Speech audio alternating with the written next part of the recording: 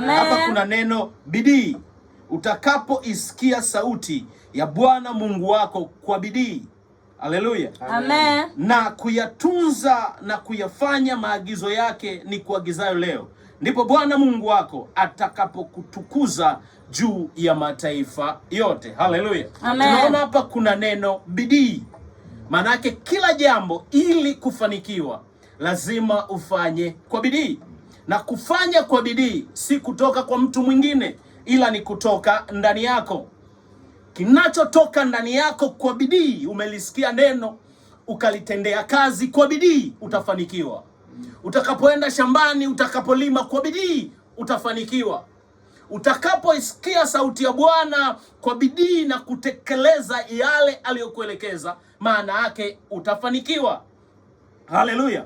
Mafanikio yanahitaji bidii na juhudi. Bila bidii, bila juhudi, huwezi kufanikiwa kwenye haya maisha. Utaona wenzako wanafanikiwa, wewe bado uko pale pale. Wewe umesimama umestaki pale pale.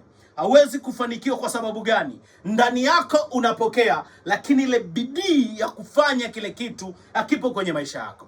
Na kama hicho kitu hakipo kwenye maisha yako, maana yake huwezi kufanikiwa. Haleluya. Amen. Mimi napenda kutoleaga mifano hai kabisa. Mtu anakwenda kufanya kazi kwa bidii, anafanikiwa. Wengine wanaenda kwa watu wao, wanawajua wao, wanaomba kwa imani yao na wanatekeleza maagizo kwa bidii na wanafanikiwa. Kwa nini? Kwa sababu wanaamini katika ile njia walioagizwa na wanayemwamini, ndiyo maana wanafanyaje? Wanafanikiwa. Leo kanisa la leo limelala kwa sababu wanaamini Roho wa Mungu atashuka kutoka juu, aje kwake amsaidie afanikiwe. Hapana. Roho wa Mungu anamwagiza mtumishi wake, unatakiwa umsikilize na we ufanye kwa bidii, ndipo sasa utakapofanikiwa. Huwezi kufanikiwa hivi hivi. Na ndiyo maana kuna madhabahu. Unatakiwa uisikilize madhabahu inazungumza nini. Unatakiwa uisikilize madhabahu inasema nini, na wewe utekeleze kwa bidii na juhudi ili ufanikiwe. Na baada ya wewe kufanikiwa, utafanikiwa unapoingia, utafanikiwa unavyotoka. Leo tuko na mtu hapa